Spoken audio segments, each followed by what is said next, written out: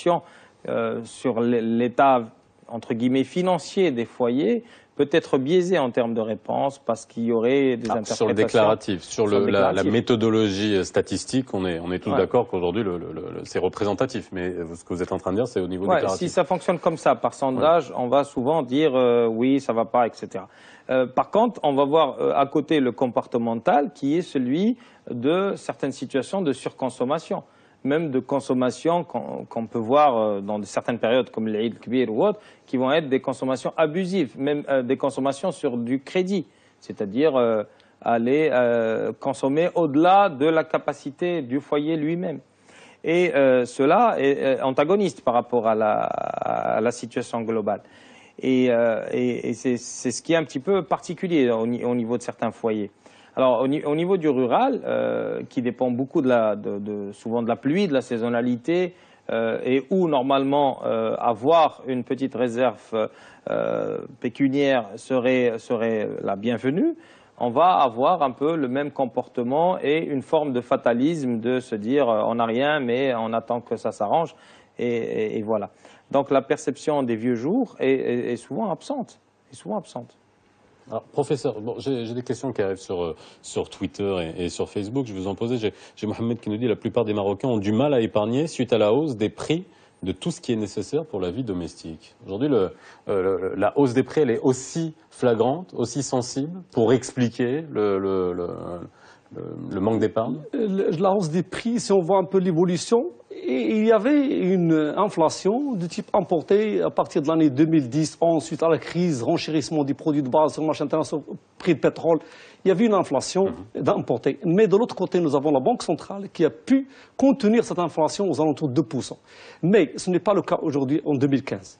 Il y avait une décélération des prix. Au contraire, il y a une baisse des prix des produits alimentaires, baisse du prix de pétrole, 41 $.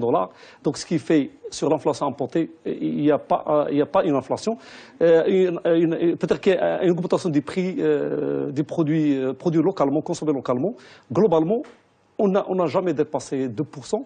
Donc, cette raison-là d'inflation, il était un petit peu en 2010, 2011, 2012, mais aujourd'hui, on n'a pas cette contrainte d'inflation puisque la Banque centrale met devant comme politique ciblage essentielle, c'est de maîtriser l'inflation et il peut libérer le chômage.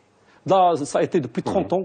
Politique ciblage d'inflation, effectivement pour cette raison-là, et je crois que c'est une décision plus ou moins sage, sachant que parfois on demande à la Banque centrale de relâcher pour des raisons de favoriser l'activité, mais quoi qu'il en soit, on est sur le bon chemin, ça se gère.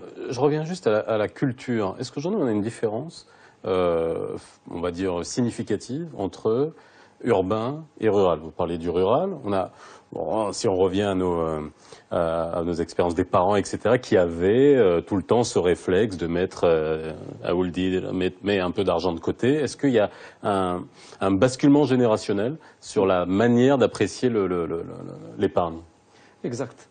Alors, on avait espéré avoir parmi nous peut-être un sociologue. Là, c'est important, il y a un déficit d'études sociologiques qui peuvent intéresser même à l'économique.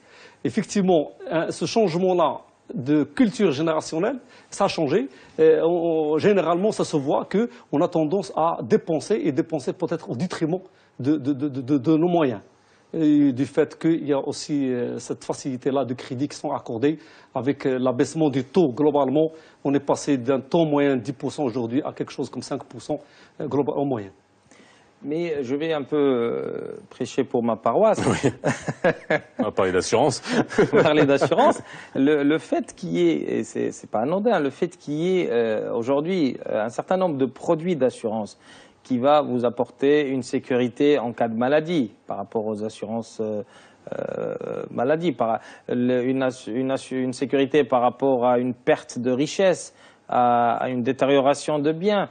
Ces produits n'étaient pas aussi fréquents il y a un certain nombre d'années, et les gens, quand ils épargnaient, quand ils mettaient de l'argent de côté, c'était toujours en prévision des vieux jours, mais aussi en prévision des mauvais jours, c'est-à-dire les aléas, avoir un souci quelconque et se dire j'ai quand même réfléchi à avoir tant et tant d'argent de côté pour pouvoir rebondir. Aujourd'hui, le fait de pouvoir payer des primes d'assurance qui vont réagir pour vous et vous transférer les risques sur tel ou tel produit et pouvoir avoir ces garanties-là, c'est une sécurité. C'est une sécurité qui permet aux gens de se dire, si moi je paye mes primes d'assurance, je place un petit peu d'épargne, je vais continuer dans la vie avec une certaine sérénité parce que je me mets, ou je me mettrai, je mets au conditionnel, à l'abri d'un certain nombre d'aléas et d'une certaine forme de dégradation de la vie. Alors, on va revenir à l'assurance, et encore une fois, parce que la culture est importante, hein, c'est vrai, la notion de prévoyance. Il y a une espèce de transfert de perception, ouais. C'est ça. Mais est-ce que, encore une fois, dans le déclaratif, est-ce que les gens sont sincères ? Je m'explique. On a eu l'expérience du rapatriement des avoirs à l'étranger. Je vois Younes, ça y est, à sourire.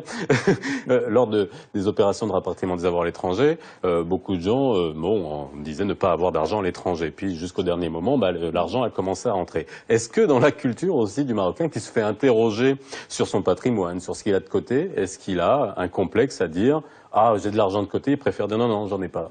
Exact. C'est une très, très, très bonne remarque. Effectivement, nous, je crois que ça, c'est mon opinion personnelle.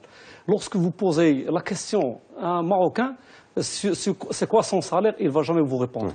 Est-ce qu'il est bien, même s'il est bien, même s'il est à l'aise, il ne va jamais vous dire oui. Il y a une certaine méfiance qui est dans nos comportements.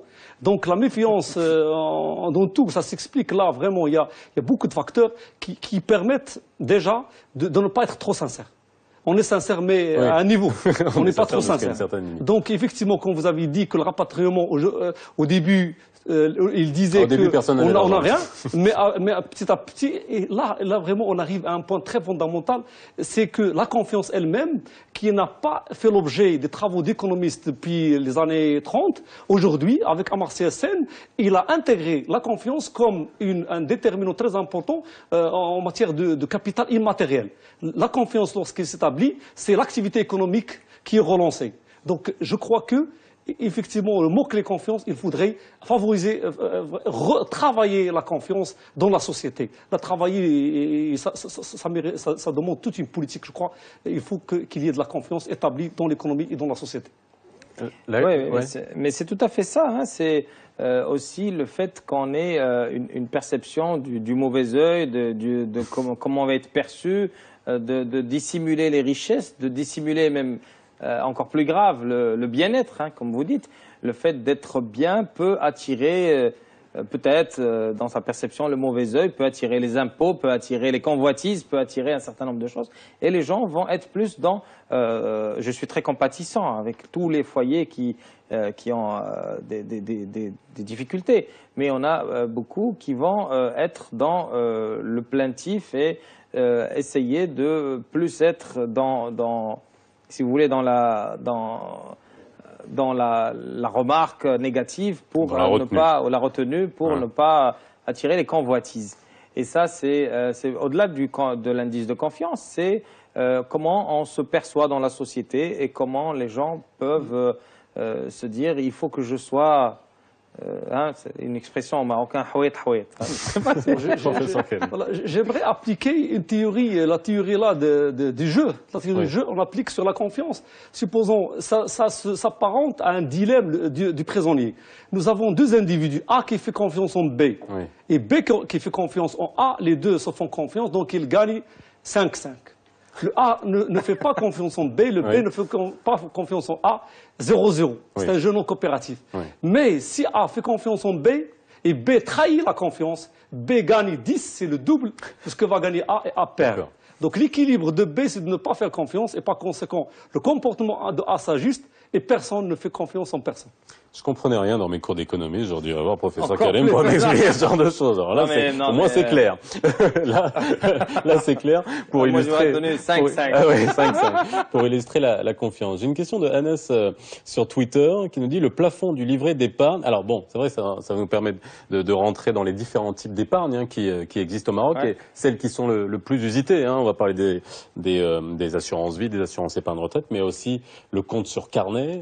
On parle de livret d'épargne, mais c'est le compte sur carnet. Il y a aussi beaucoup d'autres types de placements, les dépôts à terme, etc. Le plafond du livret d'épargne a été relevé, mais pas le plancher du SMIG. Quelles sont les priorités? Alors, est-ce que finalement, on suit de manière macroéconomique, on voit qu'il y a une vraie corrélation entre l'évolution du SMIG et l'évolution du livret d'épargne? En termes de plafond d'épargne. Je crois que dans les années 60 et 70, il y a une culture de faire confiance dans le compte d'épargne national qui est produit par la Poste. Là, aujourd'hui, ce qu'on constate, c'est que les livrets, les comptes d'épargne, ils sont plus préférés que les dépôts à terme de 12 mois. Alors, ce qui arrive, là, je suis pas très satisfait du taux qu'on applique sur ces comptes d'épargne parce qu'ils ne permettent pas de mobiliser l'épargne existante. Déjà, les gens ne font pas confiance, ils mettent leur argent à côté. Vous voulez me dire que c'est pas attractif? C'est pas attractif, pas rentable? exactement, Assez la rentable, rentabilité. en tout cas. Le taux, par exemple, pourquoi? Parce que le taux d'intérêt du dépôt dans un compte d'épargne, il est indexé sur les bons de trésor 52 semaines, moins 50 points de base. Ce qui fait, c'est, avec l'augmentation, on est à 3,62, on va réduire de 0,5% ou 50 points de base, on tombe sur un taux de 2,885. Alors, il y a aussi la taxe sur le produit de placement à revenu fixe qui est prélevé, l'équivalent de 30% sur le produit. Donc, on arrive à un taux de 2%, 2,01 net. Et le taux d'inflation, c'est aux alentours de 2. Donc, en termes rendement réel... Vous êtes en train de me dire que c'est sur un compte sur carnet, on est à 0. On est à 0, c'est pas incitatif. D'accord. Ouais, c'est pour ça que ce produit-là a connu un retrait dans les dernières années qui était assez significatif. Aujourd'hui, ce n'est plus du tout un produit vers lequel les gens vont pour épargner les carnets. Alors, c'est quand même culturel aussi ce compte sur carnet. Quand on allait ce compte sur carnet, c'était quand même aussi un élément culturel sur lequel, vers lequel se tournaient les Marocains. Effectivement, c'est culturel parce que même le taux de rendement des comptes d'épargne nationale à la Poste, c'est 2%. Donc, culturellement, on a une préférence vers la Poste que vers les banques commerciales. Mais je peux l'expliquer aussi par un problème, c'est que nos banques commerciales composées de 16 ou 17, il n'y a que 3 banques qui s'accaparent le 2 tiers des dépôts et les 2 tiers sociétés de financement, et ils distribuent 60% de crédit. Et donc, on est dans un système qui est oligopolistique. C'est-à-dire que 3 banques face à la Banque centrale. Pas 16, c'est 3. Bon, donc, alors, ils ne vont pas traduire les recommandations ou les directions de la Banque centrale. Alors, j'ai Ahmed sur Twitter qui nous dit ce chiffre en baisse. Il parle bien de l'indice de confiance, ne serait-il pas, ou de l'épargne, ne serait-il pas une traduction du nouveau Maroc libéral? Ça, je vois sourire, vous nous répondrez juste après la pause.